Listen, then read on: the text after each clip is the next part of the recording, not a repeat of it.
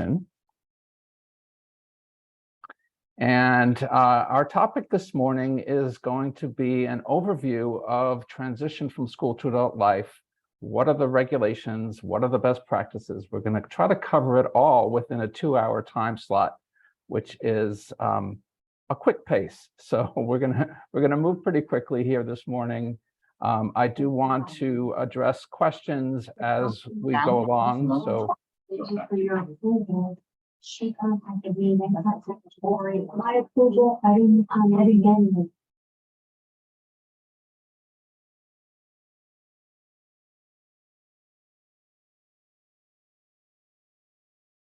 Sorry, Bill, we muted everyone. You should be good now. Thank you. Okay. So I will be stopping from time to time to address questions. So if you could put your questions in the chat box, then April can share those questions with me as we move along this presentation. So the resources, the handouts that I've shared with you today and that you will have access to include a copy of all the different slides that I'm going to show. I have a 2-page synopsis of the requirements, the regulations, as they pertain to transition from school to adult life. And I want to make sure everyone has those regulations because I want to make sure that when you hear me say something about schools must do this or schools have to do that, it's because it's in the regulation. And you can verify that by looking at those regulations. I've also given you some sample post-secondary goals, and we'll talk about that. There's another handout called Sample Activity Strategies for Statement of Transition Services. I've given you the first several pages of the state model IEP form, and that will be the guidepost for how we're going to have this discussion. We're going to reference everything to that state model IEP. For those of you who are case managing students in schools, I've included a checklist so that you can refer to that checklist when you are preparing for the next IEP meeting where transition will be included. And I've also included a copy of an NJ DOE memo that was issued back in January of this year on the Workforce Innovation and Opportunity Act. And the reasoning being that the Workforce Innovation and Opportunity Act has had profound changes in how the vocational rehabilitation system works with our students in schools. And so that memo goes over some of those key changes, and I will discuss that as well during this presentation.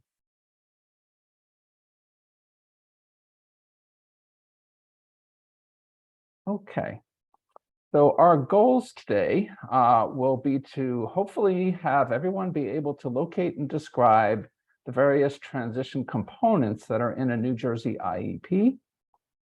We're going to identify the factors associated with effective transition planning. And I'm going to point the way to lots of resource materials on the web, including our relatively newly updated New Jersey Transition Toolkit. So you will find that there are many, many resources, many tools to help you in this area of transition from school to adult life. I'm going to start off with this definition, and this is not in the code. This is not something you'll find in federal or state regulation. This is my interpretation of how to explain this transition planning process. And I call it a formal process of long-range cooperative planning that will assist students with disabilities to successfully move from school into the adult world. And the formal process that I'm referring to is nothing other than the IEP, the Individualized Education Program. Students with disabilities who have an IEP, when they reach a certain age, they have transition planning as mandated to be a part of that IEP process. And my background included being a special education teacher. And when I was in graduate school learning about special education way back when I was a young man, I learned that the IEP was something that we had to review at least once a year. It was an annual review process. And so many of us in education and special education thought of the IEP as something that went from one year to the next year in an annual cycle. And it turns out that when we include planning for adult life in this IEP, it doesn't make any sense to think in one-year blocks anymore, because many decisions that we make in our IEP process have implications for many years down the line. And so we really have to take the approach of thinking multi-year, long range. And fortunately, there was never anything in regulation that said we couldn't do that. We just got used to that 12-month cycle. So now we are free to think multi-year and make this a long-range plan, which is really essential for transition purposes.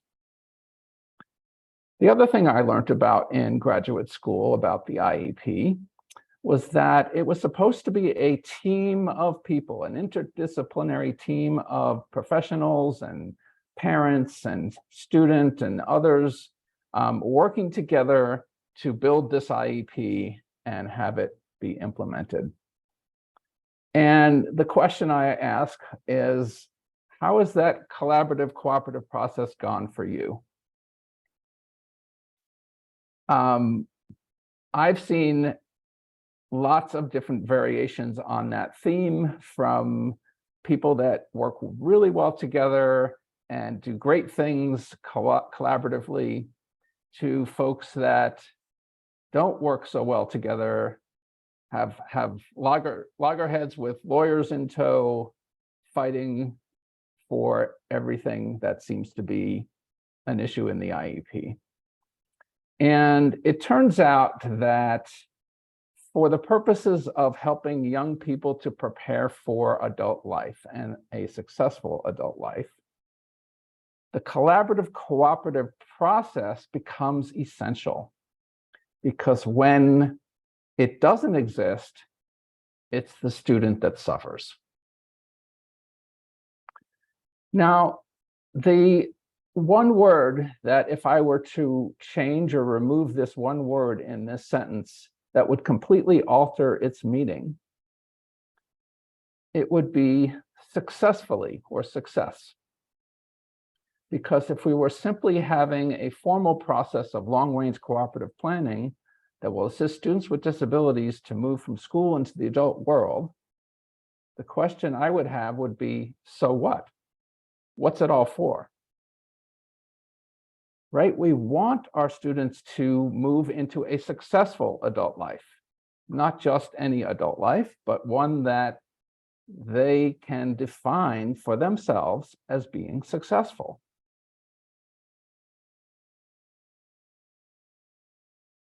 Now, I was talking about the importance of collaboration previously, and I want to share a story here to illustrate this point.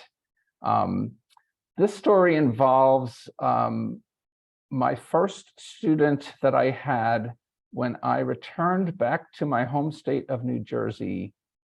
I was hired to start a vocational program for students with disabilities in high school.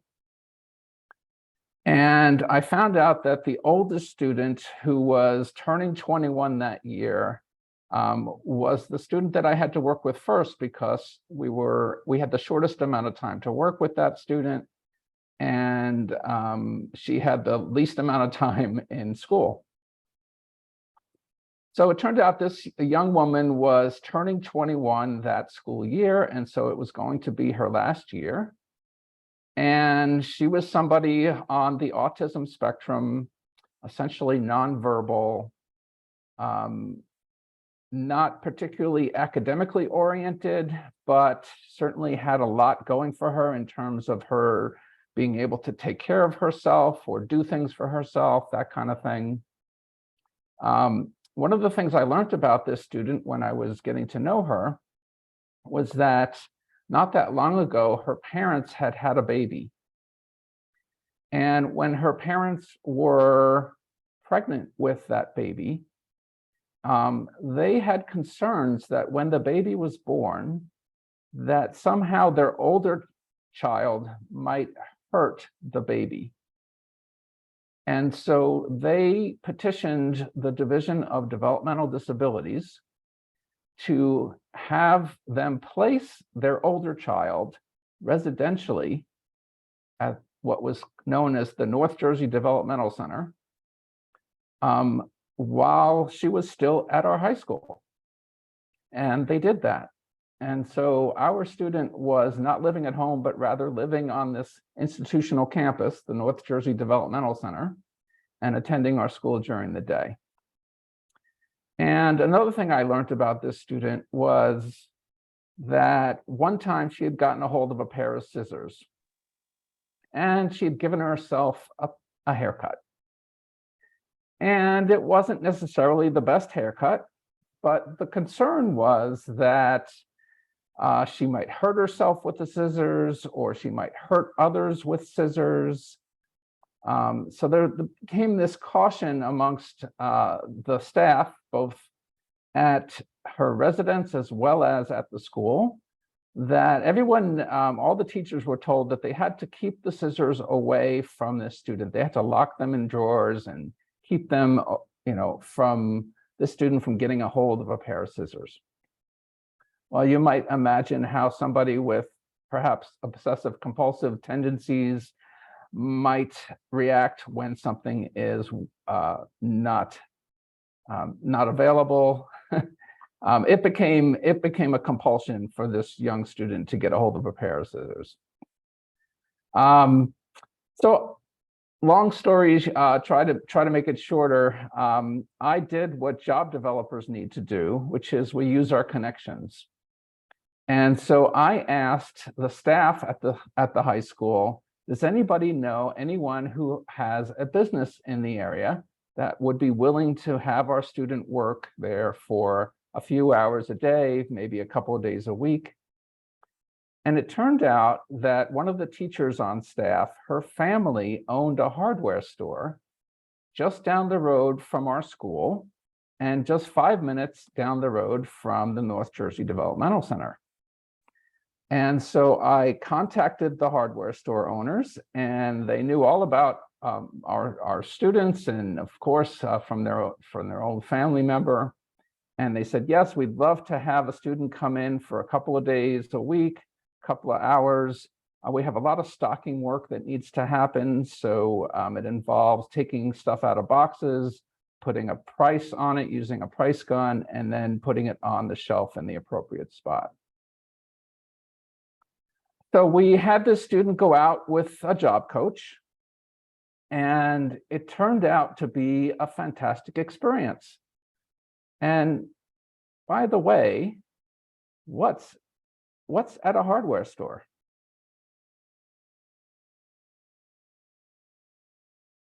Well, you might be thinking not just a pair of scissors, but maybe a whole display of scissors and other sharp items, right? It turned out that this experience for this student was life-altering. Imagine she was paid for this job, this part-time job she had, and imagine when she got paid, the van that was taking her back to the school would stop at a convenience store, and she would go in and purchase anything she wanted with her own money. And she was living in a situation where she didn't have much choice about much of anything in her life, being on an institutional campus. And now she was earning money, and she was able to improve her life tremendously by having this job. It turned out that the job coach was able to teach her the skills that she needed using the price gun, and she was particularly good at getting things perfectly aligned right on the shelf where it needed to go. So the the job experience went extremely well. And towards the end of the school year, I received a phone call from the owners of the hardware store.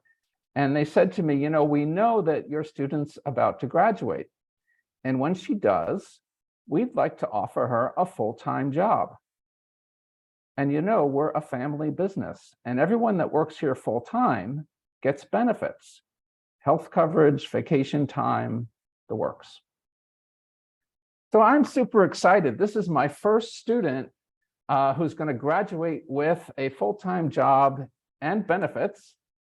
And so I get on the phone and I call her parents and I say, great news, she's been offered this full-time job being a stock person at the hardware store. And I have to tell you, I was way more excited than her parents were. And it's not that these were bad people, not at all. They had a baby that they were taking care of. And so they had not thought a whole lot about their older child having a job. They knew their older child was being taken care of at the North Jersey Developmental Center. So then I called the North Jersey Developmental Center and I asked to speak with the head of their vocational department. And that person said to me, the people that live here on our campus have a place to go during the day. And I said, yes, but she's been offered a full-time job. She just needs transportation 5 minutes down the road and a job coach to check up on her once in a while, but she's really quite independent at this point. And that woman said to me, well, we're thinking about getting a job coach, but we don't currently have one. Thank you very much. And she hung up the phone. And what happened was our student graduated our school and she lost her job because she couldn't get transportation, she couldn't get support. So that was my first student, and I vowed to never have that happen again, and to tell this story because it should not happen to any student. The message clearly is that something wasn't happening that needed to happen. Something went wrong. We as a school were operating as if we could do it all. We found the job for the student. We job coached the student. We transported the student. What was apparent was that everything that we were doing was going to end upon graduation. And if there wasn't a system of supports in place when this young person left our school, she was not going to get any support. Now, was she in a position to pound her fist and say, I need a job coach, I need transportation? No, that was not her strong suit. She needed advocates. She needed people on her side. She needed somebody to say that, yes, you can get a job coach and here's how you do it. And so the bottom line, I think, for this issue of collaboration is that it's not enough for schools to do excellent work in isolation. We need to partner with other people, other agencies, family members when they can help. We need to get everybody on board because our students need that support beyond graduation, beyond the life of being a student. So the more that students, their parents, and others participate in the development and implementation of the IEP, the more effective transition planning can be. We want everyone to take part in this process.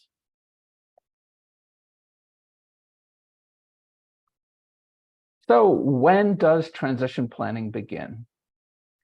And from a practical standpoint, if you're a parent, if you've had children of your own, you know perhaps that you started thinking about that young person growing up and maybe making some plans for that young person as a parent right from the start, right from when they were born or even before they were born. When kids get into preschool, the preschool curriculum is focusing on collaboration, working together, sharing, who are the community players out there. A lot of what is discussed and taught in preschool and early grades includes things that are relevant and preparation for adult life. And so we know that preparing for adult life doesn't magically happen at any particular point. However, we have regulations that give us specific guidelines on what to do when it comes to IEPs. So we're going to focus on what the regulations talk about when it comes to this timeline. So there are some regulations that begin to be first addressed in the IEP that will be in place for the school year when the student turns age 14 or younger. And I really like that regulations say or younger, because there are some students that need a lot more support, and therefore it makes sense to start this whole process sooner at a younger age. There's one requirement that must be addressed in the IEP by the time the student turns age 15 or younger. And then additional transition requirements must begin to be addressed in the IEP that will be in place for the school year when the student turns age 16 or younger.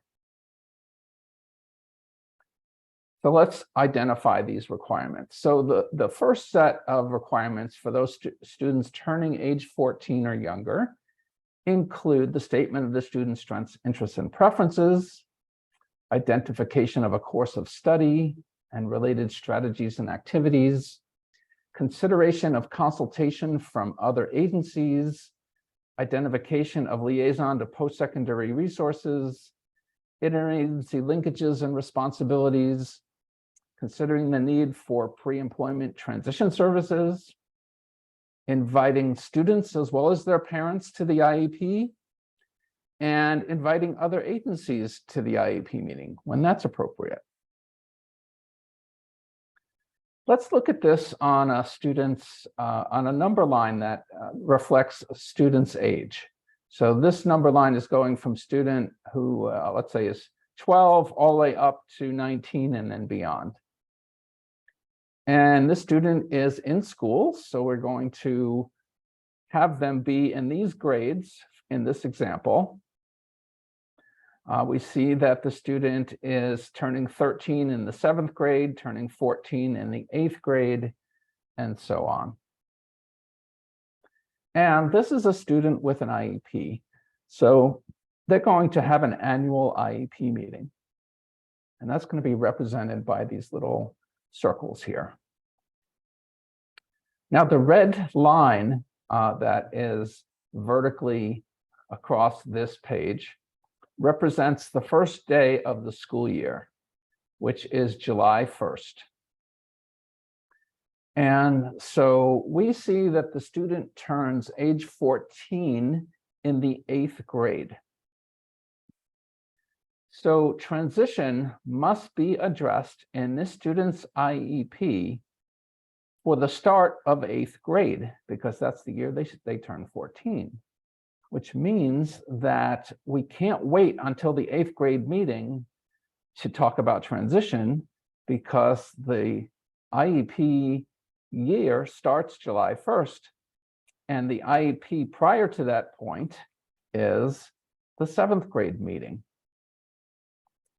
And so we need to make sure that we start talking about transition for this student in this example at that 7th grade IEP meeting. And we include all the requirements, strengths, interests, and preferences, course of study, related strategies and activities, consultation, etc. We're going to invite that student to that IEP meeting, and as well as the parent. We're going to invite other agencies with parental consent as appropriate. And for students turning age 15 or younger,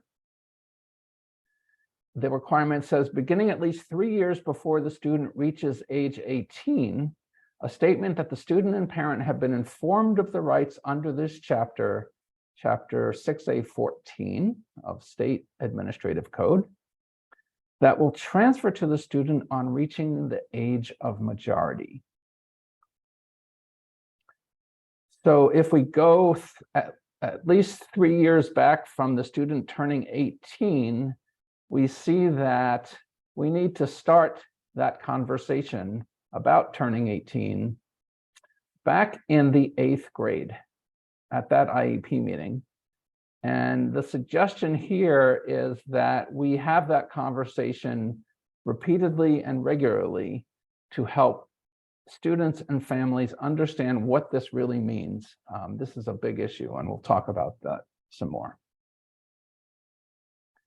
And then students turning age 16 or younger, the requirements include to conduct age-appropriate transition assessments, include measurable post-secondary goals in the IEP, and have the statement of transition services. And so we see that the student is turning 16 here in the 10th grade. And so in order to address those additional requirements for that school year, we need to have them in place at the 9th grade IEP meeting in anticipation of July 1st. And so we're going to have measurable post-secondary goals in that IEP and the statement of transition services. And if we're starting to put measurable post-secondary goals in the IEP of a 9th grader who has just turned 15 years old, the question is, how does a 15-year-old know what they want to be, what they want to do when they get out of high school? And the process to help young people figure that out, figure out that question, what do I want to do? What do I want to be when I grow up? That process is called age-appropriate transition assessments. And so we want to start that process of helping kids figure this out well before we get to that 9th grade IEP meeting. We want to start conducting various tools and methods to help kids narrow down the choices and discover what they're good at, what they like. Start that process much earlier, maybe at the start of the 9th grade or even earlier, so that by the time we get to that IEP meeting later in the 9th grade, we've got some data to reflect upon to develop our post-secondary goals.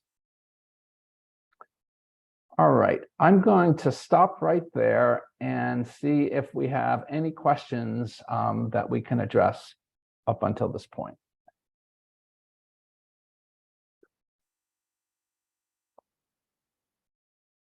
Thank you, Paul. I appreciate it. So much information so far. I'm scrolling through the chat and I do not see any questions so far, particular to the workshop, but hold on. Somebody said that this has been very detailed and thank you.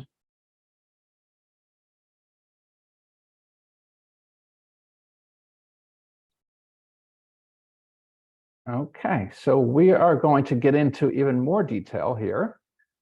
We're going to describe each one of these lines here, as you can see on this timeline. So let's get into more detail then. Some feedback is that the visuals are very helpful. Good, I'm glad to hear that.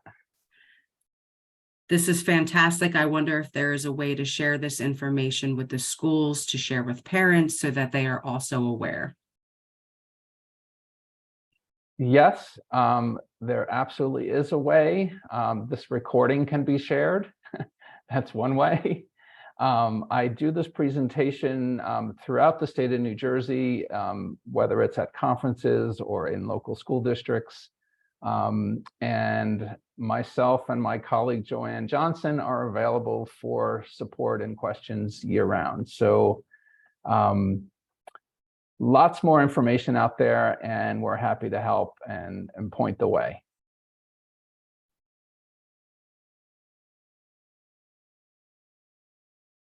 How about for students who just turned 18? So everything that you see on this image here on the slide applies to students throughout the rest of their education in high school. So if they're turning 18 and staying until 21 or staying until 19 or 20, regardless of when they finally accept their diploma and graduate, the requirements that are listed here apply to all kids 18 and up, as well as these other ages here, starting way back when students are 13 years old. Another question came in. Have you seen these transition assessments used in schools? Yes, transition assessment is widely used in a variety of different ways, and we'll talk about how it's used and what it constitutes. Just what is transition assessment? Yes, schools are doing this in lots of different ways, and we're going to talk about that more specifically. Okay, there was a follow-up question. What assessments do you recommend? So I'm gonna get to that in this presentation. There's lots of directories of different tools and things, so it's something that we can discuss in a little bit. Thank you very much.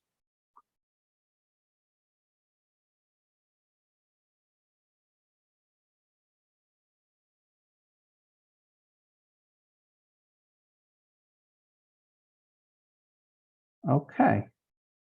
Let's start with the statement of the student's strengths, interests, and preferences. So I think that it's fairly common for children to develop and refine their interest through the activities that they have, through the things that they do, the things they're exposed to, the things they might be doing in school, whether it's through a research project or reading something. Many schools offer something called community-based instruction, where students get out into the community and are able to learn how to use a grocery store, how to use a post office, how to use public transportation. All these authentic experiences are opportunities to help children develop their interests, their preferences, things they like doing, things they don't like doing.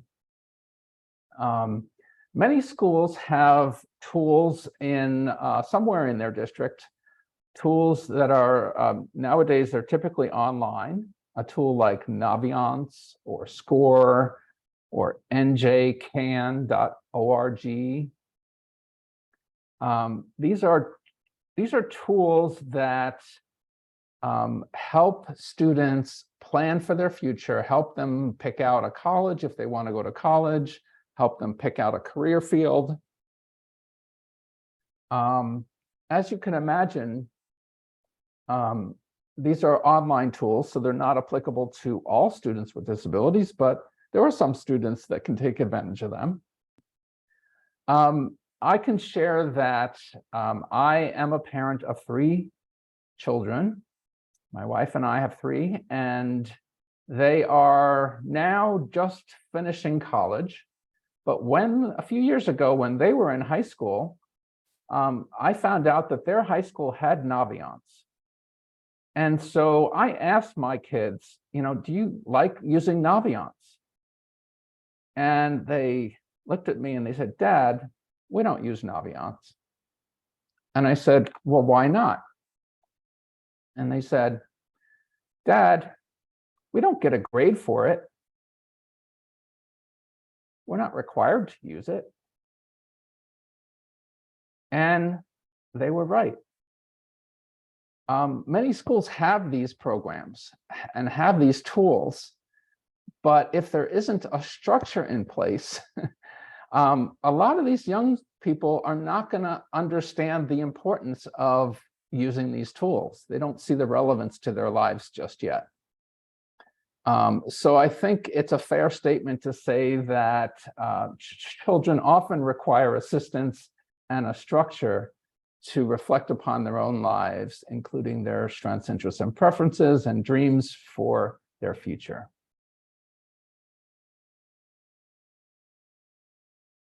One idea that I have for parents of kids with IEPs is that they could play a very important part by creating a list of their child's strengths, interests, and preferences regarding the things that they do with their child in and out of the home, and keep this list updated over time so that it's something that they could share with their child's case manager or their child's teacher, maybe a couple of times a year, maybe at the beginning of the year and maybe at the middle of the year, because this is going to contribute tremendously important information about things that school staff don't typically see.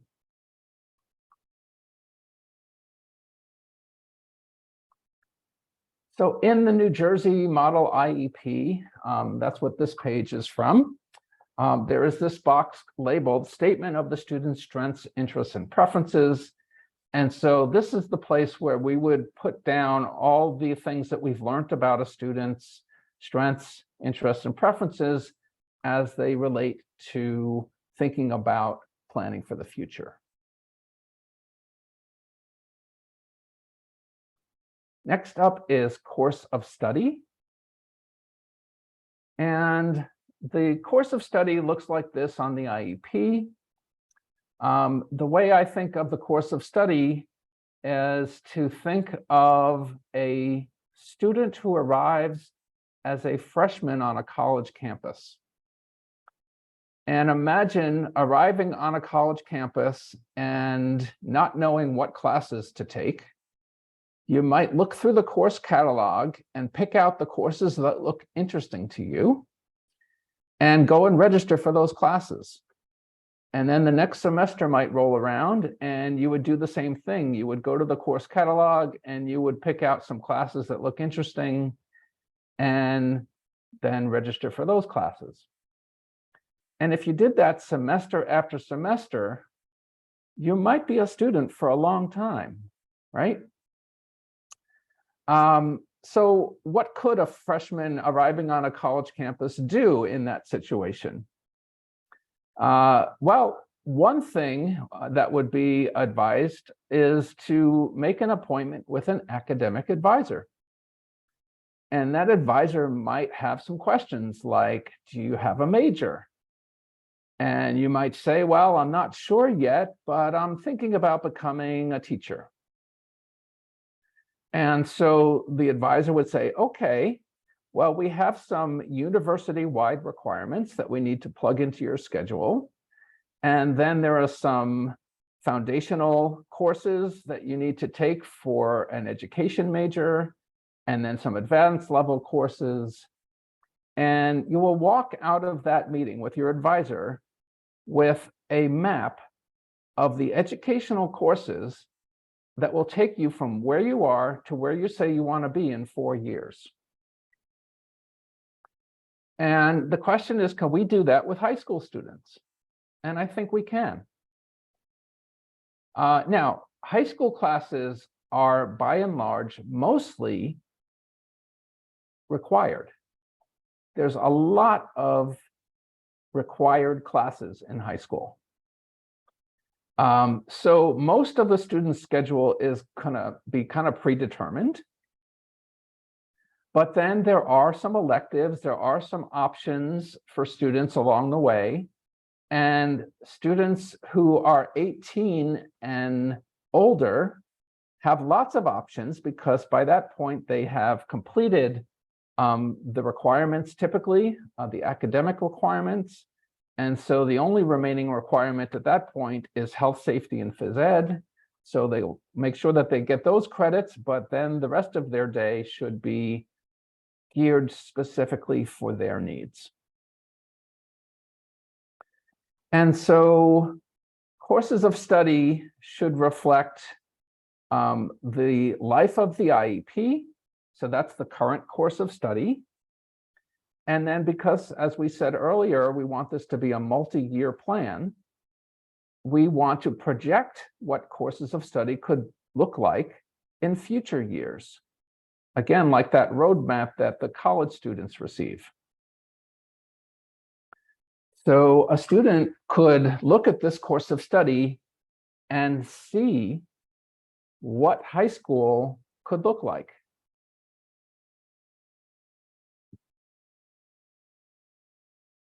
So here's an example.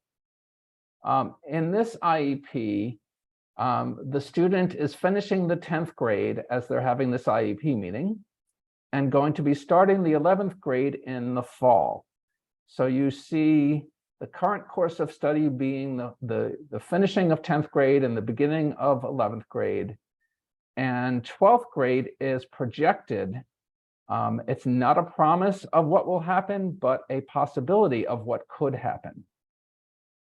And that's why it's labeled projected. The current course of study is the student's schedule. Here's another example. In this example, the IEP covers one full academic year, so it includes the student's courses for all of 11th grade and projected courses for 12th grade.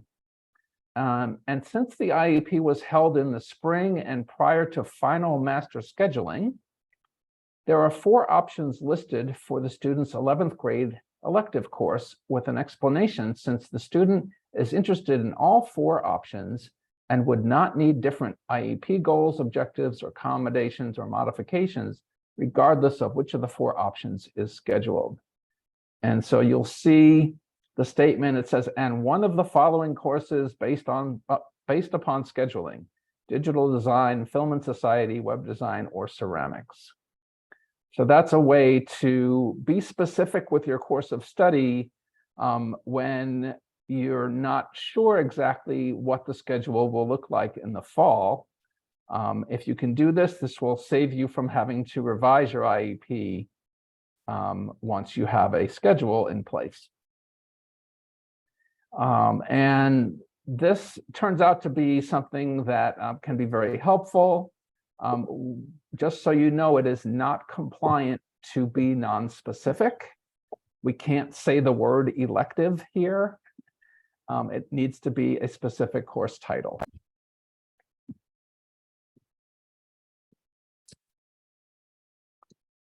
All right, one more example. This is a student in an 18 to 21-year-old program.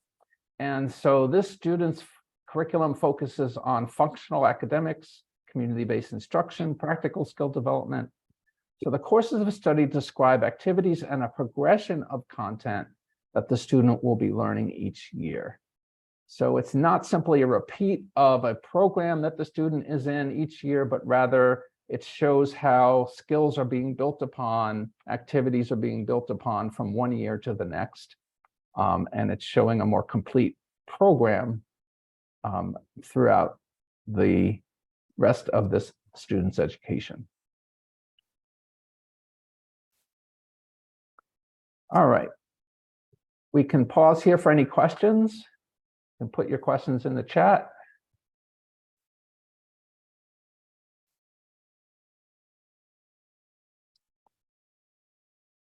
Are general education classes like English, math, science mandatory in 12th grade besides courses like community outreach and peer outreach?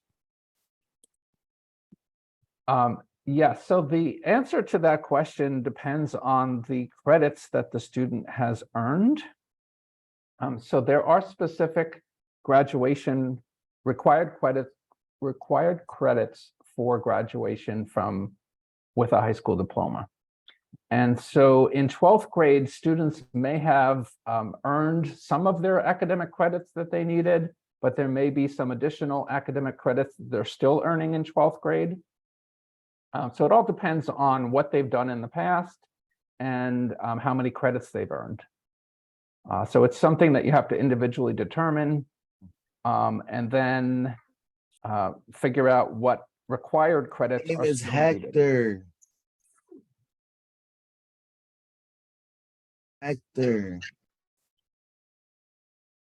Please keep yourself muted during the presentation. If you have questions for Mr. Freeman, please put them in the chat box. Thank you.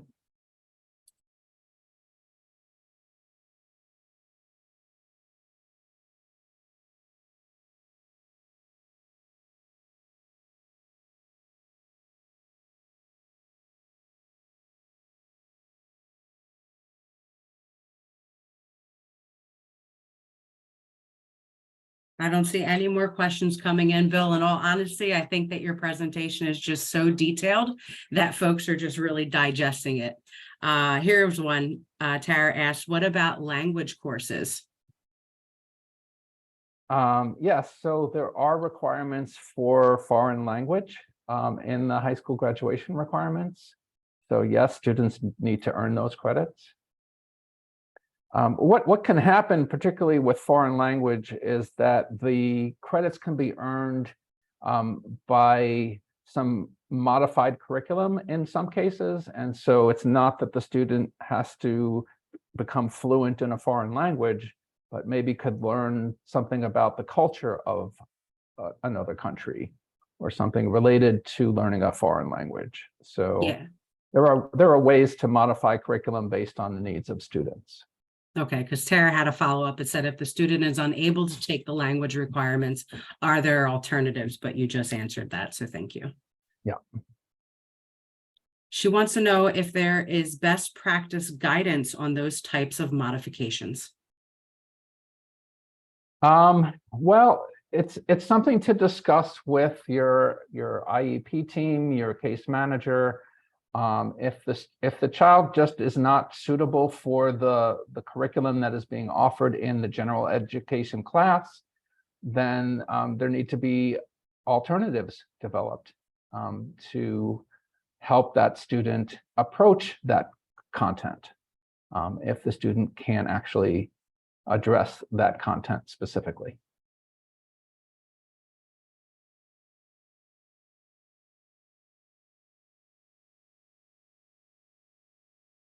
Thank you so much, Bill.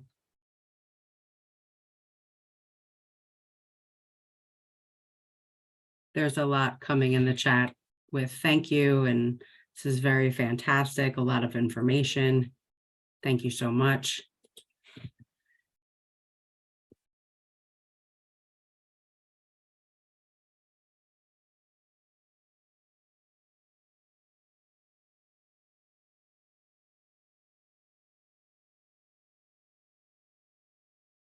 All right, let's move on. Next topic is related strategies and/or activities. So this refers to a box in the IEP below courses of study that if the student is turning 14 or 15 years old during the next school year, it makes a lot of sense to consider including in this box in the IEP some strategies or activities that are consistent with the student's strengths, interests, and preferences, and will assist the student to develop or attain post-secondary goals. And so ideas for some sample activity strategies are things like using Naviance, using SCORE, using NJCAN, using explorework.com to learn about possible college programs and explore career options. Sign up for participation in the township's basketball league. Explore participating in the community theater group. Learn about person-centered planning. Develop emergency procedures for use at home. There's actually one of your handouts is pages and pages of ideas and sample activities and strategies. So the document is called Sample Activity Strategies for Statements of Transition Services. So lots of ideas to put in this box. It appears in your IEP, and it is useful for those younger students turning 14 or 15 because those students who are younger don't yet have the larger statement of transition services that the older students have. And so the place to put activities and strategies is this box right here, which is what this slide is saying. If students will be turning 16 or older, they have another area, the statement of transition services in their IEP. And so this box becomes redundant. It becomes no longer useful for these older students. So for kids turning 16 and older, they can leave this box blank, or they can use a phrase like, please see the statement of transition services, where all these activities and strategies are going to be laid out. We'll get into that in a few minutes. All right, next up is considering consultation from other agencies. And I have to tell you, when we talk about other agencies, a lot of people's minds immediately go to referral and eligibility and the timing of when that happens, and we're not there yet. This is just considering consultation, not getting services yet, just consultation, which is information or advice from another agency. So we're tapping the expertise of the staff in these other agencies. The Division of Disability Services, the Division of Vocational Rehabilitation Services, New Jersey Transit Access Link, you name it. There's lots of different agencies out there, right? So as a parent, as a student, we may need to know, what do they do? What does the Community Mental Health Agency offer for me if I need counseling, if I need some mental health services as an adult? What does the Center for Independent Living do? How can the Division of Developmental Disabilities help me? So at this stage, we're saying, do we need some information about these agencies? Do we need some advice that they can offer us? And it's a simple yes, no question. Do we need information or don't we? Right? So in the IEP, there should be this yes, no question. Is information or advice needed from the Division of Vocational Rehabilitation Services and or other agencies? And so if you are a parent at an IEP meeting, or you're a student, or you're an educator, and you think that you would benefit from getting the advice from somebody else in another agency, then you answer yes to this question. And then you list the name of that agency that you want to get that consultation from. It's really that simple. After the IEP meeting is when you can get that consultation. So they don't need to come to the meeting, because we're just deciding at the IEP meeting that we need that information. So it's just a consideration at this point.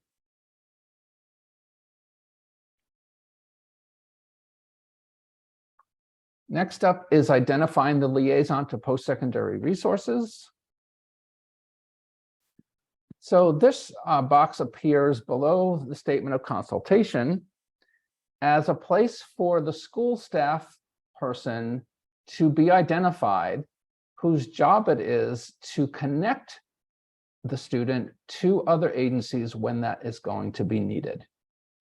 So it should be the title of that school staff person. So it could be the case manager, it could be the transition coordinator, it could be the guidance counselor.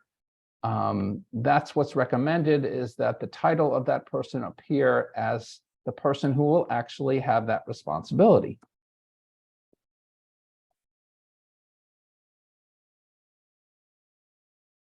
Next up is the statement of needed interagency linkages. So now we're talking about getting kids services.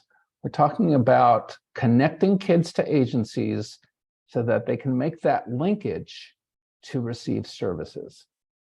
And one of the first services that we're going to consider whether the student needs is called pre-employment transition services. So let's talk about that. Pre-employment transition services are services that students can receive from two different agencies, the Division of Vocational Rehabilitation Services or the Commission for the Blind and Visually Impaired if the student is blind or visually impaired. They can also receive traditional vocational rehabilitation services from these agencies. So this is one of the first things that we should all be considering for students.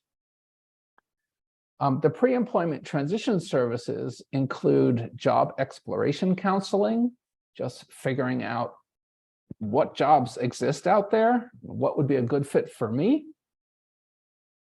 Work-based learning experiences, some hands-on opportunities to try different jobs and see what I like, see what I'm good at, what I don't like to do. Counseling on opportunities for enrollment in post-secondary education programs. So if I am choosing a career that requires some further training beyond high school, I need to know something about that. And so that counseling could be very helpful for me.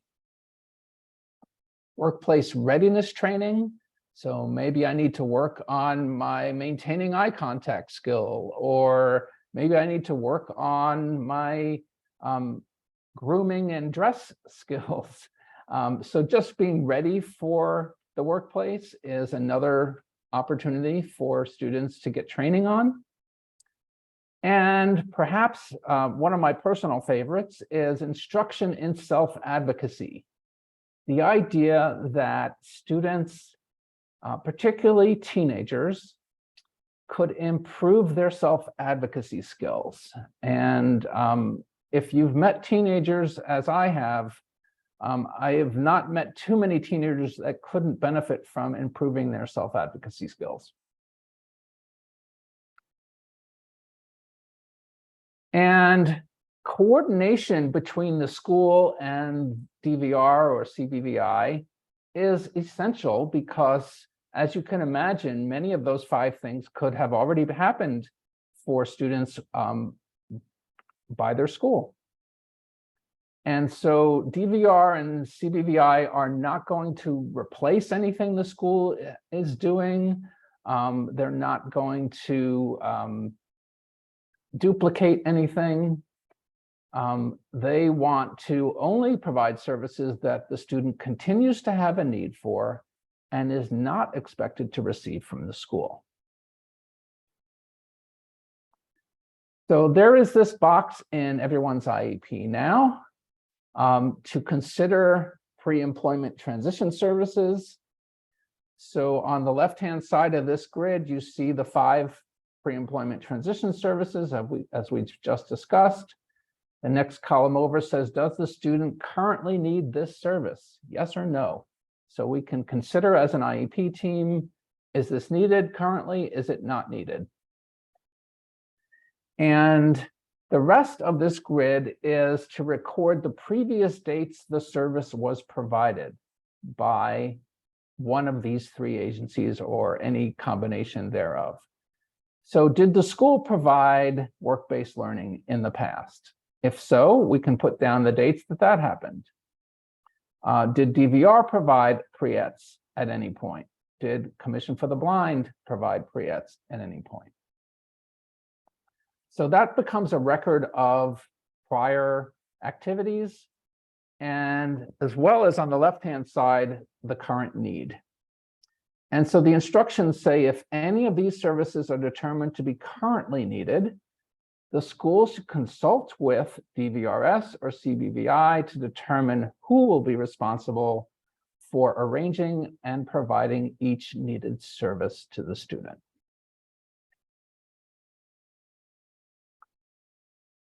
So one thing that we've suggested as being very helpful to promote this collaboration between DVR, CBVI, and the local school system is to have a protocol in place, something written that everyone agrees upon and provides the procedures for how the school and these agencies will work together to help students prepare for a successful future in the workforce.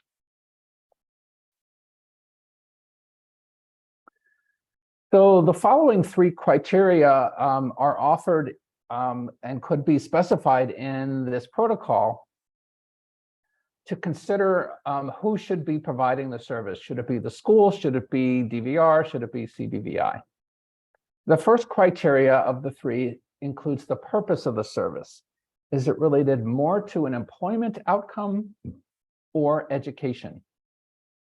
That is the service usually considered a special education or related service, such as transition planning necessary for the provision of a free, appropriate public education? Second criteria is customary services. Is the service one that the school customarily provides under Part B of the IDEA? For example, if the school ordinarily provides job exploration counseling or work experiences to its eligible students with disabilities, the mere fact that those services are now authorized under WIOA, the Workforce Innovation Opportunity Act, as PREATs, pre-employment transition services, does not mean that the school should cease providing them and refer those students to the VR program, vocational rehabilitation program. However, if summer work experiences are not customarily provided by a school, DVRS and/or CBVI and the school may collaborate to coordinate and provide summer work experiences for the student.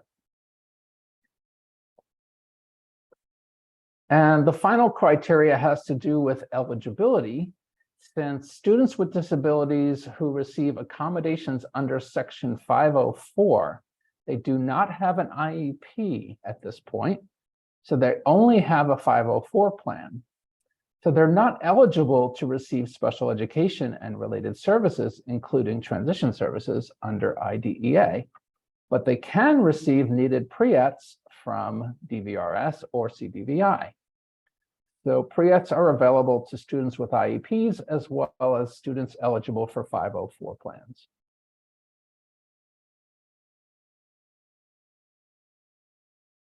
And to access these services, both students with IEPs and students who are eligible for 504, they are in the law referred to as potentially eligible for vocational rehabilitation.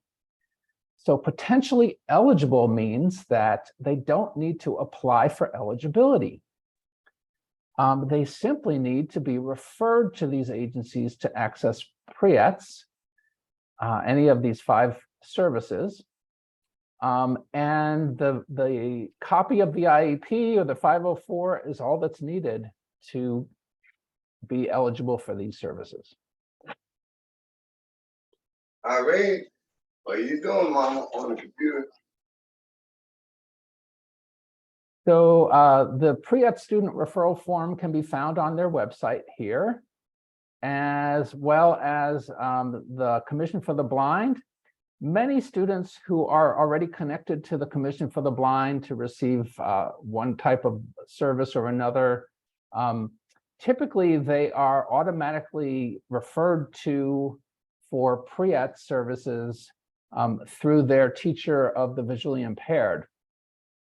If that's not happening, if for some reason that didn't happen, then you can use their website to find out the nearest location to refer your child for PREATs.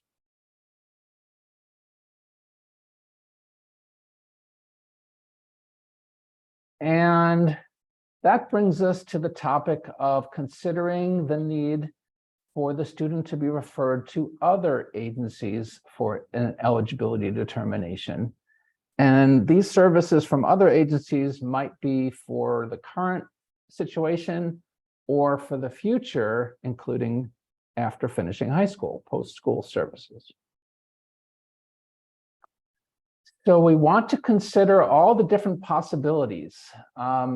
You can start, if you're really starting from the beginning and you don't know much about these other agencies, you can start on the web at nj.gov, which is our New Jersey state website, click on agencies, and all the different state agencies will pop up on the web. There's the Children's System of Care, which is part of the Department of Children and Families, the Division of Developmental Disabilities, Department of Human Services, Division of Vocational Rehabilitation Services, the Department of Labor and Workforce Development, New Jersey Transit Access Link and/or county paratransit. So every county has a paratransit system that we need to learn about if our young person is not going to drive. Division of Community Health. Lots of agencies, right? Commission for the Blind, Child Protection and Permanency, Division of Deaf and Hard of Hearing, the Federal Social Security Administration. There's potentially many different sources of support for students.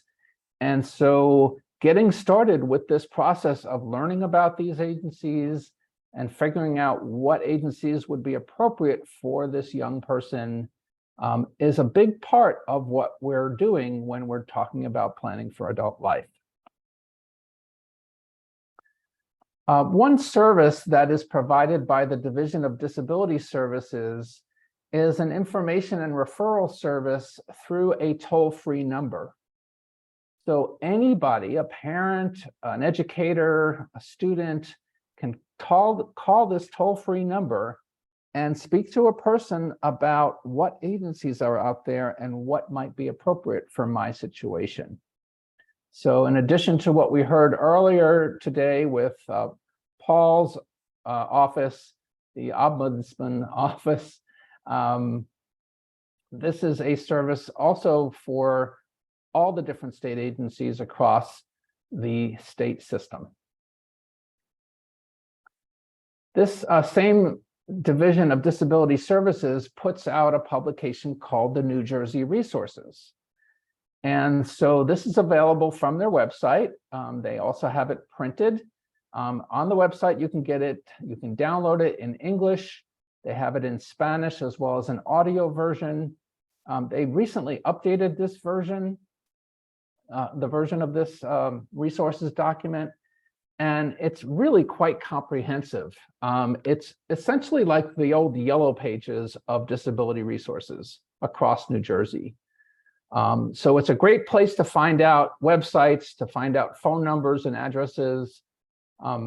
What I tell my fellow educators when I talk to child study teams and case managers and transition coordinators is that this book is maybe a starting point, but they need to have a relationship with the person at the other end of the phone. They need to be able to pick up the phone, call their local DVR office and say, I've got a student that's perfect for your agency. And that relationship is what's going to help make that student receive those services from those other agencies. So for professionals, it's the relationship that they need to develop, not just know the phone number.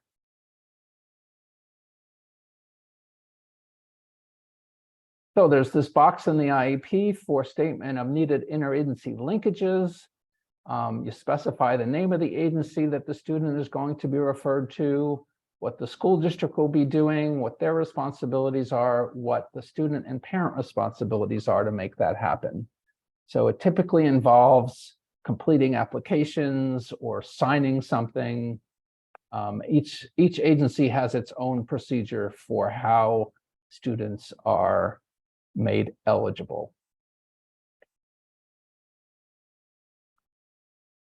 All right, next up is the student and parent invitation to the IEP meeting. So your child, students should always be invited to attend their own IEP meeting if transition is going to be a topic of conversation, transition from school to adult life. So certainly in starting by that, in this example, starting by that 7th grade IEP meeting, the students should be receiving their own invitation in writing to their own IEP meetings, as well as parents getting their own invitation to those IEP meetings.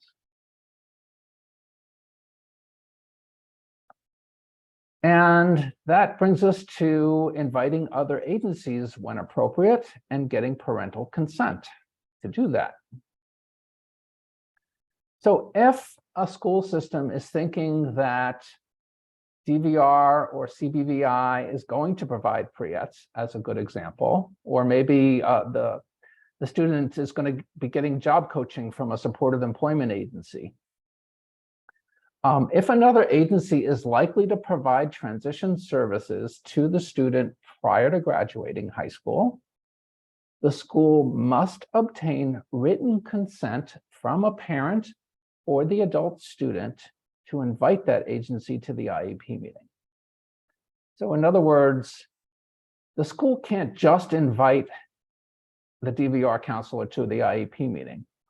They need to get consent from a parent or guardian, or if the student is their own guardian, if their student is 18 and older, perhaps the student can provide that consent, but it has to be specifically in writing, as I agree to allow this other agency representative attend my IEP meeting. And if a parent wants a school to invite an agency likely to provide transition services, the parent has to return that written consent form to the school. If it's not returned, the school cannot invite that other agency to the meeting. So let's pause here for questions. Yes, there have been a couple. One of the most recent was the Transition Assessment Resource Manual link isn't working from page 57 of the presentation. I'll see if I can drop the link in the chat for them. Can you show the division previous screen again with the access link information? Access link information. I'm not sure if I had that in here.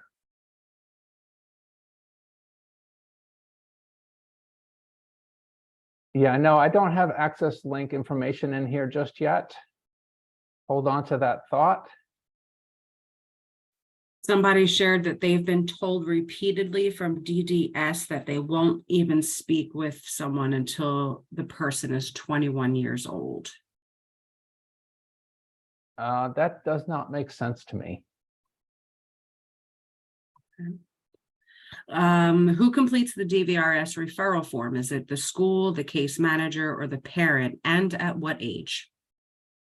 So each agency has its procedures for how they accept applications and referral forms. So that in and of itself is a conversation to have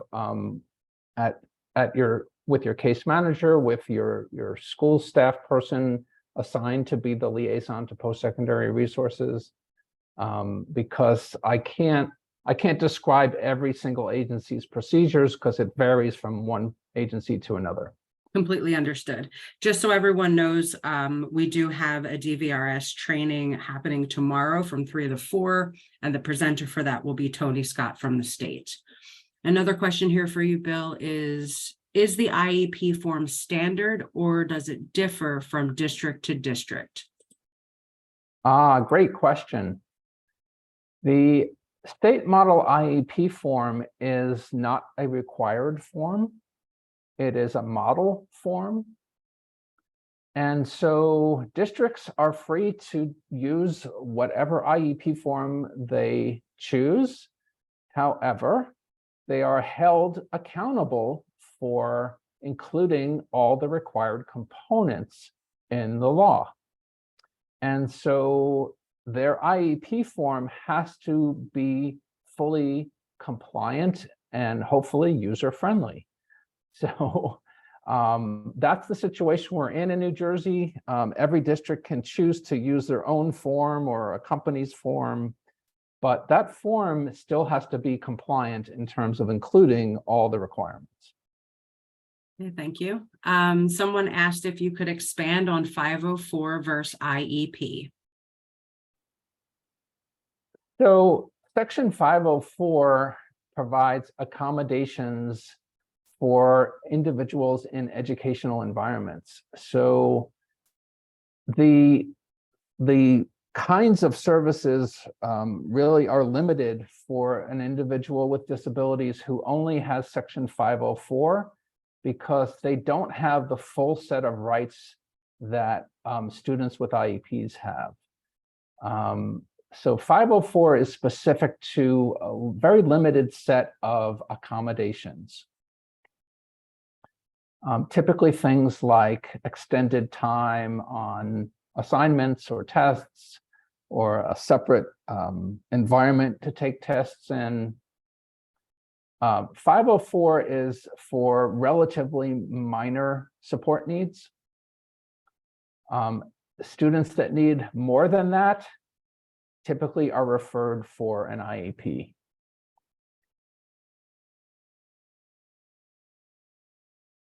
Okay, thank you. And then someone asked if they can invite state agencies like DVRS at their son's IEP meeting at the age of 14. So yes, parents, if they expect that DVRS is likely to provide or pay for a transition service, parents can certainly ask their case manager to invite the DVRS representative, or they can invite that person themselves. It's not advised to invite another agency representative unless you have a specific reason for doing so. Okay. So for example, if we want, we want to use the resources that are out there in an efficient manner. And so inviting DVR to every IEP meeting, or just routinely doing those kinds of things, is not necessarily going to be an efficient use of their limited time. Understood. And we have another question here that says, for the pre-ETS chart, if the student currently receives the services at school, then would they check off yes? Sorry, another one came in. Would they check off yes in the pre-ETS box? And then the follow-up to that is, and can they use school years, for example, 2022 to 2023?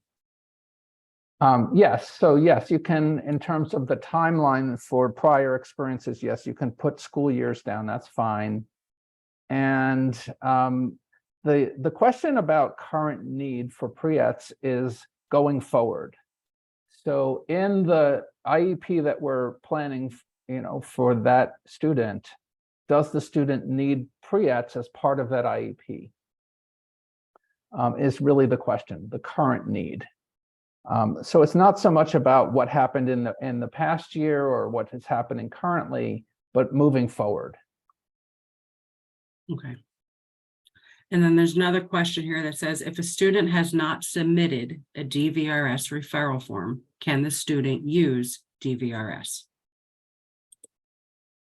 Well, the student has to be known to the agency. And so if they're not referred, then DVRS is not going to know about them. That's how their agency works. It starts with that referral. Okay. Excellent. Thank you, Bill. I believe I covered the questions that were in the chat box. Okay. All right, next up is the statement on transfer of rights.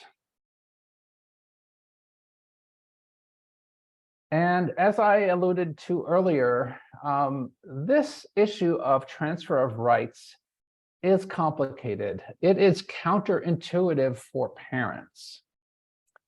It brings up complicated and difficult topics of conversation on the potential need for things like guardianship or alternatives such as supported decision-making. I can share an experience that I had prior to working at the Department of Education. I was the director of an adult supported employment program, helping adults get employed in the community. And being the director of this agency, I attended every intake appointment for every new person that we were serving. And we would typically go to the person's home and sit around their kitchen table and fill out the intake form. And on the last page of that form was a place for a signature. And in every intake appointment I ever went to, the parent at the table would say, give that to me, I'll sign it. And I would have to ask, well, who's the guardian? And the parent would look at me like I had two heads. What do you mean, guardian? I'm the mom, I'm the dad. Can't you see this person has a disability?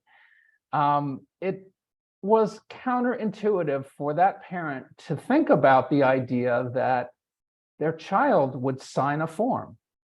Their child would have the power to sign anything.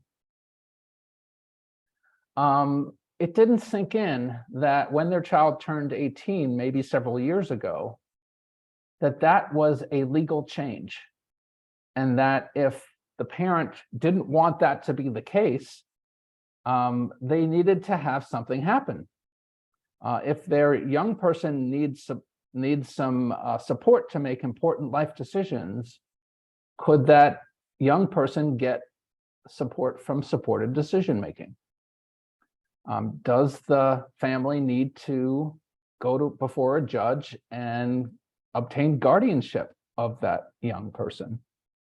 So these are all questions and concerns and topics of conversation that it makes a lot of sense to start sooner rather than later. So I think it makes a lot of sense to have this conversation when kids are pretty young. You can use a couple of different resources here. There's a brochure on guardianship and alternatives that we've developed that's on our website. This was put together by 3 different state agencies a couple of years ago. Another resource here, the National Resource Center on Supported Decision Making. There's a phone number there and an email. The ACLU has a how to make a supported decision making agreement document that you can download.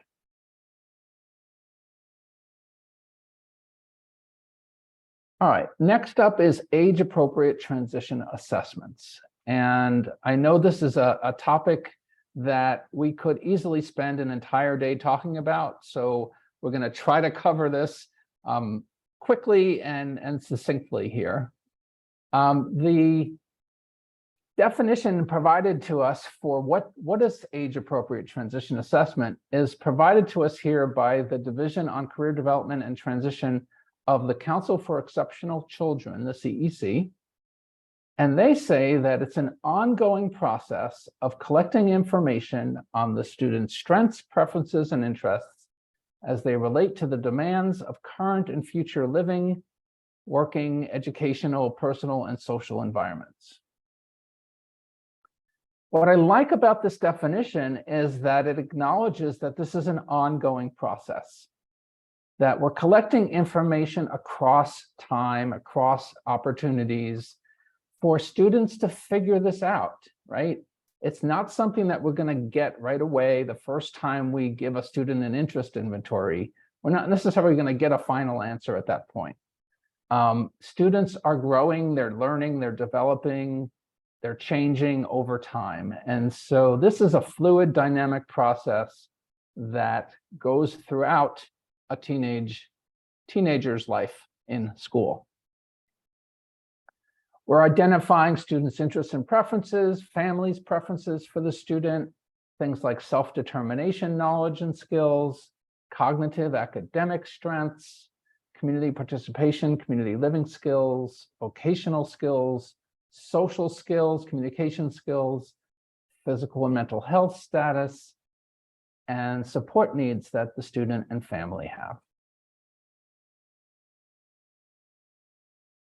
And as you can imagine, this information can come from a lot of different people, people that know the student, people that work with the students themselves, their family members, their friends, their teachers. If they have an OT, PT, or speech therapist, those people can perhaps shed some light here. If your student is getting job coaching, I'll bet that job coach has some insight into what the student likes and doesn't like. Maybe guidance staff or other school administrators. Maybe the woman at the cafeteria knows a lot about students. child study team members, students' coworkers if they have a job, and just other community members knowledgeable about the student. Everyone can contribute this information because they have some knowledge about this student's interests and preferences and what the student likes to do. And the issue that I see a lot when I visit school districts is that this information is being collected, but it's being lost. It's being mismanaged in the sense that there isn't necessarily an easy way for the case manager to access all of this information in an effective way for the IEP purpose. And so schools need to have an organized system in place so that they don't let this information fall through the cracks. They need a way to collect it, document that they've collected it, and organize it. And so that's something we talk about when I visit school districts. We talk about creating some kind of a place, and nowadays people like virtual folders. And so as long as they have that virtual folder, they just have to have procedures in place so that everybody that touches that student knows that there is this file to place copies of transition assessment information on an ongoing basis into this student's central file. So that procedure being implemented is key. It's not just about having that file, it's about using that file for the purposes. Now, my colleague Joanne Johnson and myself, we do professional development and training for everyone on this topic of transition from school to adult life. There are, however, colleagues here at the Department of Education whose job it is to monitor school districts. So they look for requirements being present in IEPs and in the process for developing and implementing those IEPs. And so when the monitors go out and monitor school districts for transition specifically, I ask them, what do they find as the most frequently cited problem with transition regulations? And according to my friends, the state special education monitors, they tell me it is failure to document the provision of age-appropriate transition assessments. So I share this with my colleagues in schools districts to let them know this, that yes, it's one thing to do these transition assessments, it's another to make sure you've got documentation of what you did. And so they need to make sure that they have that documentation, not just for the purposes of using it in the IEP, but because it's a requirement to have that documentation.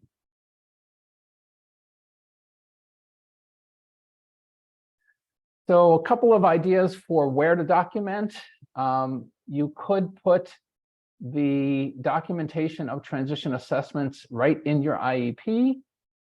There is a box in the state model IEP, which I'll show you in a moment.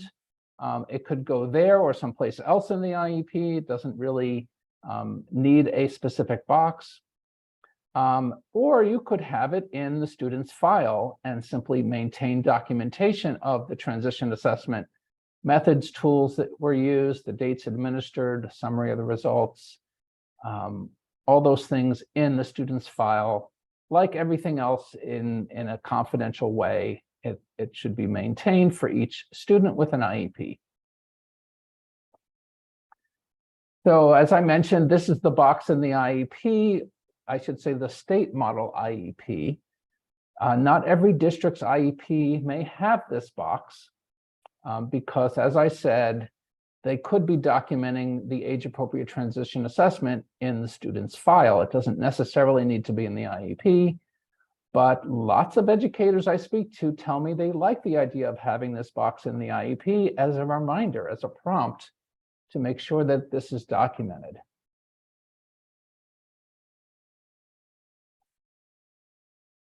So let's talk about transition assessments. They include a broad range of different instruments, methods, tools. Some are formal in the sense that they're standardized instruments with demonstrated validity and reliability data. Typically, professionals need training to use these tools, and they often include things like norms.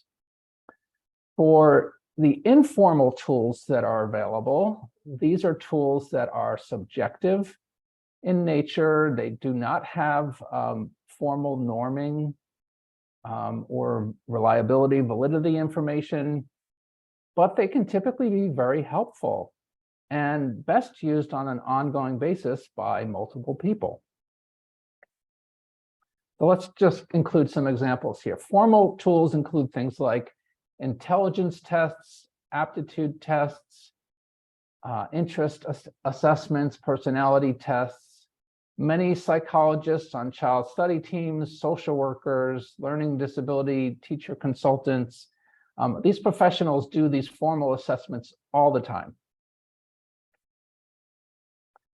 Informal assessments include things like interviewing students, interviewing parents, interviewing those that know the student, questionnaires, direct observations, anecdotal records, situational assessments where students get to try stuff and we observe their behavior, we observe their performance, and we document those things.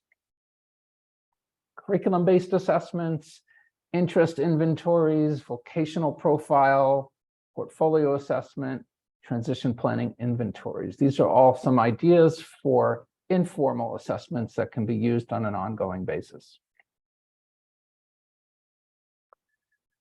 Something I like to tell people about if they're not familiar yet is the Person-Centered Approaches in Schools and Transition project. Person-centered planning is an excellent strategy for developing information that can be very useful for planning for adult life, very much a part of transition assessment. And so these are links to different websites that you can learn more about the project that we have to promote this practice of person-centered planning throughout the state of New Jersey. In terms of choosing assessments, contrary to what the marketers of some of these products would tell you, one size does not fit everyone. We have an incredibly diverse group of kids in special education. So one tool is not going to cut it for all kids. We need a variety of tools in our toolbox to make sure that we can address every student across the disability spectrum. So a couple of resources here. This one is from the state of Connecticut, put together back in 2008, but it still has some very useful tools in it. It's on their website here. On our New Jersey Transition Toolkit, we have a section that is specifically on conducting transition assessments. So you'll see a listing of different tools that you can access, including an updated vocational profile form, as well as a sample of free online career interest inventories and surveys. One of the more popular ones is the njcan.org. I recently heard that NJCAN was upgrading their system to NJCAN 360 or something like that.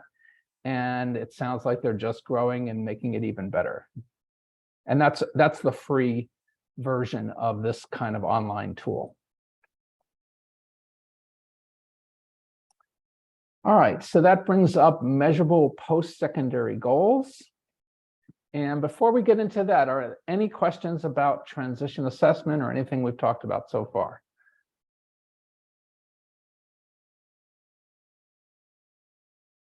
Let me check the box here. A couple folks had asked for the links again from your handouts, which I shared. Some information sharing between different participants. Here's one. Can care management organizations make referrals to DVRS if the youth is no longer in school and in almost like a limbo situation before being eligible for IDD services? I'm assuming they mean adult DDD services. Yeah, so that's a great question. And the answer is anyone can make a referral to DVRS. So yes, the answer is yes, anyone at any time. And my colleague Tony Scott will repeat that statement, because that is how their agency works. They do not need to have a referral by a certain time. It's a lifelong service. Anytime a person with disabilities wants to go to work, their agency is available.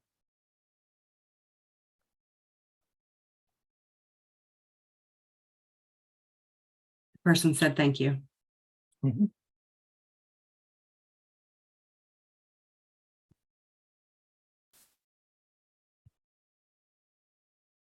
That's all I have in the chat box. Your Okay. presentation is very detailed. Okay. It's awesome. All right, good. All right, so let's talk about measurable post-secondary goals. So I love this definition. This was included in the IDEA 2004 Part B regulations. It says that post-secondary goals are generally understood to refer to those goals that a child hopes to achieve after leaving secondary school, high school. Hopes to achieve. I love it, right? So this is what students hope to achieve, their dream for their future. Some examples might be, after graduating high school, Sean will enroll in a 3-month training course for computer repair. Sean loves to fix computers. After graduating high school, Sue will enroll in Montclair State University to prepare for the health sciences field. After high school, Devin will attend the Career and Community Studies program at the College of New Jersey. After graduating high school, Jose will obtain part-time work in supported employment. After graduating high school at age 21, Ben will live in a DDD-funded supported apartment. So there is a handout that you have of a page of different measurable post-secondary goals, including the ones in these slides. They all have the phrase after graduating high school or after finishing high school. They need to be post-secondary goals. They can't be something that can happen while the student is still in high school. It's what the child hopes to achieve, right? So after finishing high school, student will. And that makes it measurable because it needs to be a measurable goal. So the 4 areas of measurable post-secondary goals include training, education, employment, and, if appropriate, independent living. So we want to consider, does the student have a training goal? Does the student have a post-secondary education goal? Every student needs to have a training or education goal and an employment goal based upon the results of transition assessment. Some students may have, if appropriate, independent living goals in addition to training, education, and employment goals.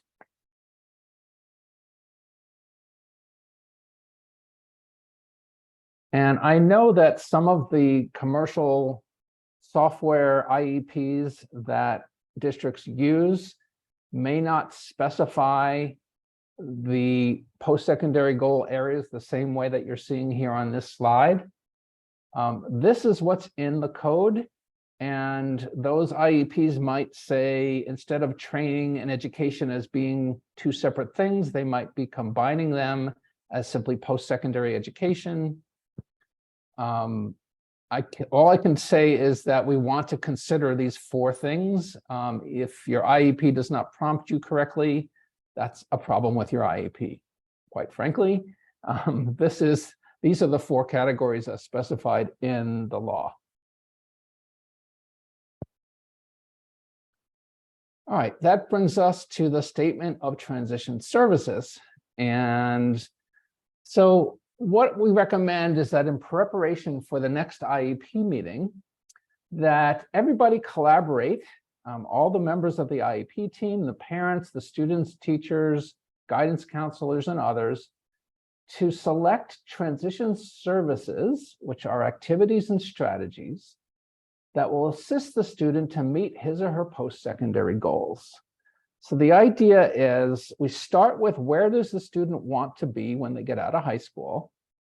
And then we work backwards. We think, what activities, what strategies can we implement between now and finishing high school that would prepare the student for achieving their post-secondary goals?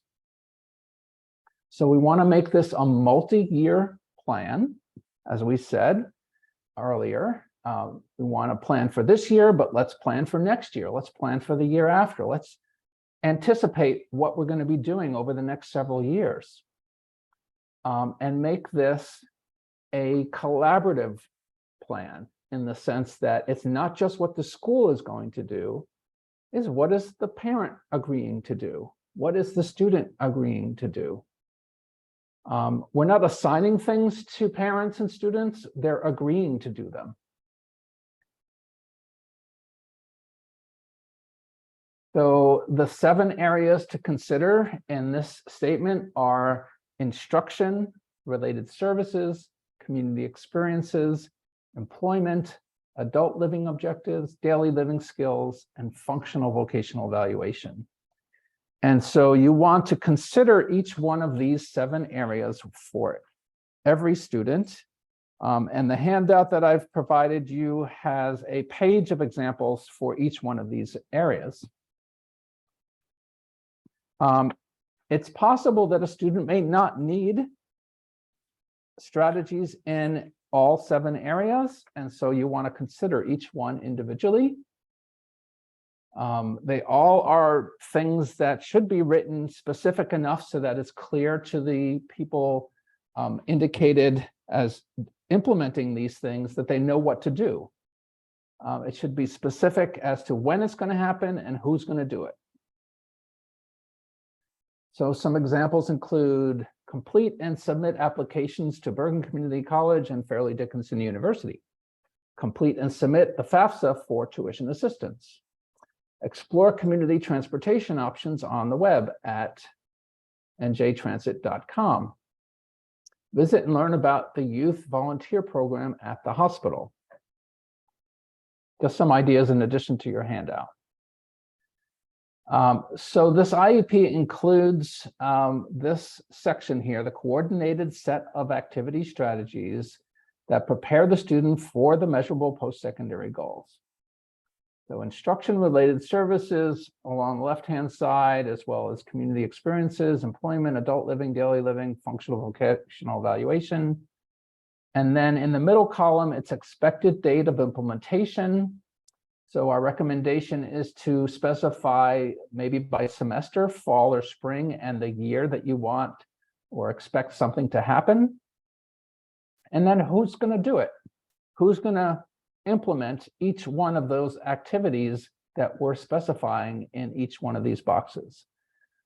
So if we have several activities, as is typical in a box, let's say in employment, there should be a date for each one of those things and a person or persons identified as implementing each one of those things, so that it's very clear to the people listed on the right-hand side when they're going to do something and what they're going to do.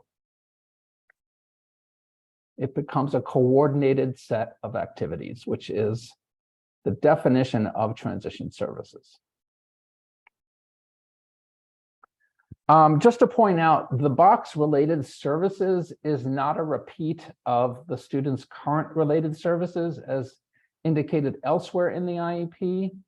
The question to answer here is, will the student need a related service such as transportation, counseling, etc., after graduating high school? And if so, then we can identify some strategies or activities in this section to be implemented during the high school years that prepare the student to receive that needed related service after graduating high school. So as the example of transportation, if the student is not going to be driving or able to operate any kind of motor vehicle then we're probably going to want to have that student learn how to use some kind of transportation service while they're still with us in high school, so that they can continue to use that service when they exit high school and become an adult.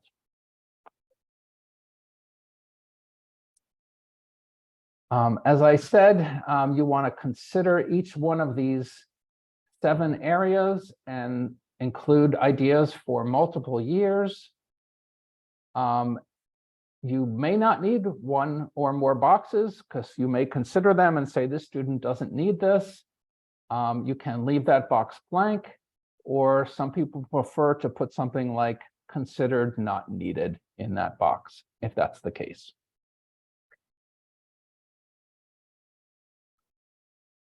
As we said, the IEP needs to identify what will happen, when it will be done, and who's going to do it. As we've said throughout this presentation, collaboration is key. It's essential. We need to work together as an effective team here. So each member of the team should take responsibility for arranging or providing some of these activities and strategies across a multi-year long-range planning process. We have a couple questions in the chat box. Bill, do you want me to wait? Sure, we can address them now, sure. Okay. One said, when you say after high school, does that mean after senior year or after the age of 21? Great question. Yes, I'm referring to the time after the student accepts the diploma and is no longer served by the school district. From a logistical perspective, have you seen school districts use these transition assessments effectively? And when do students sit for these assessments? So these assessments are typically something that, as I said, that are ongoing in nature. They should be done throughout the school year by a variety of different people. And so they're the sorts of assessments, they're not like necessarily traditional assessments. They're something, as I said, that could be done by a classroom teacher, or somebody has a conversation with the student in the hallway and documents that conversation. Transition assessment can occur throughout the school year, throughout the school day. And as long as it's documented, it can become part of that process. Here's another question. If an activity has already happened as per a previous IEP and the date has passed, do you leave it in for the current IEP? Yeah, my recommendation is to take out things that have already happened, only because it makes the IEP a lot easier to follow. If we start from the current year and move forward, make it a planning process going forward, there's really not a need to keep things that have been completed still in the IEP. In my opinion, there's nothing non-compliant about keeping them in there. It's just a question of, what's your opinion about how it should look. What is the best way to determine person-centered goals for an individual that is nonverbal, that are going out of high school or already graduated? So for many of the students that I worked with when I was a teacher, they were nonverbal, and a lot of what we did with them was exploration and experience to see what they liked, see what they were good at. We would spend a lot of time teaching them how to do things so that they could gain some confidence and skills in doing some activities. And so before we would ask them or before we could observe what they liked and didn't like, typically they would have to be able to have some competency in what we were doing. So the process would involve a lot of experiential activity and reflecting and observation on those activities. Thank you, Bill. And then someone asked, do you have a list of suggested or best assessments? So on our website, you'll see under the Conducting Transition Assessments tab for the New Jersey Transition Toolkit, you will see a listing of different ideas and strategies. I can't say that there's any particular best strategy because, as I said, One tool does not fit everybody. You need to customize the process to the individuals that you're working with. Thank you, Bill.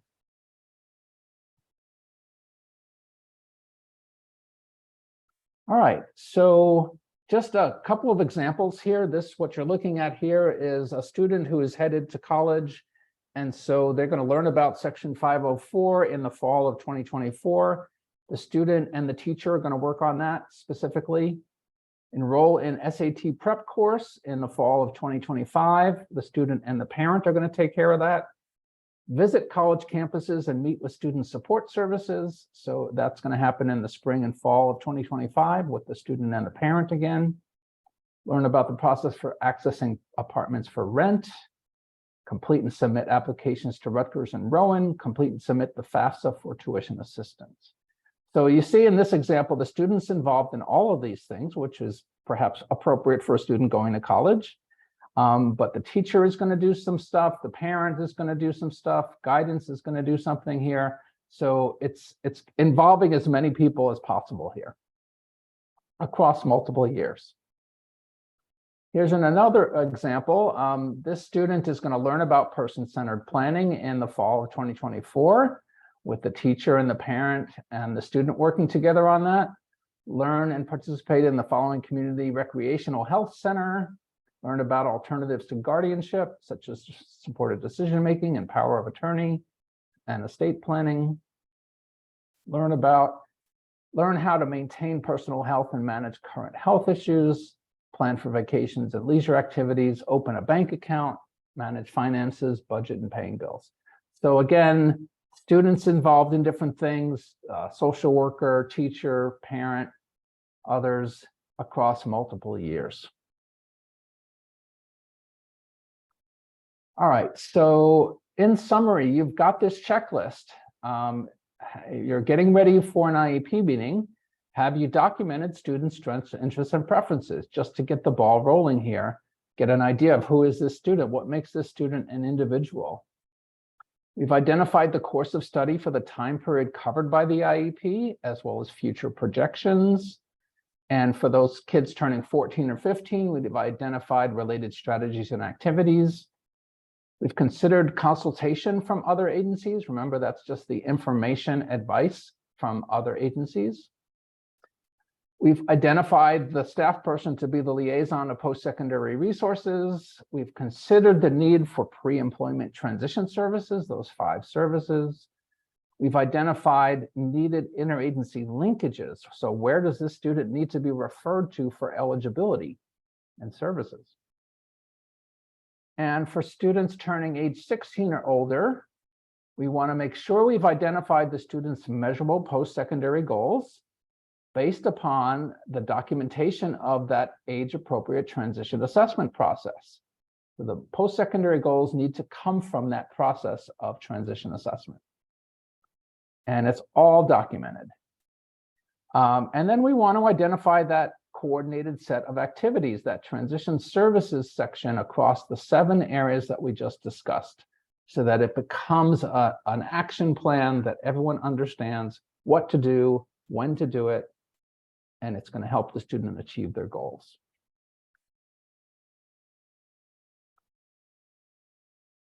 These are various ways to access the Department of Education's social media, should you want to see what the Department of Education is up to. One way to get there is through social media. You have our website listed here. You have my desk phone number and my email, and a link to the Transition Toolkit on the website. I hope that you'll visit that Transition Toolkit and make the most of its resources. If you have a specific question about a child or a situation, please reach out, give me a call, send me an email. I'll be happy to help you out further. Any final questions before we conclude? Not really for you. Somebody had asked if they can save the chat box, and I, because there's been a lot of really helpful information and links that were shared. A lot of thank yous are coming in, Bill. If anyone is interested, if you have the chat box open on the bottom, there are 3 dots When you hover your mouse, it will say more. If you click there, it should give you the option to save the chat box to your computer. Okay, and if you could point your cell phone camera to this URL code, or visit this form online with that link, you can complete an evaluation of this topic and this session that we had this morning, and that would give me some useful feedback. So I'd appreciate it if you could fill out that evaluation of this session.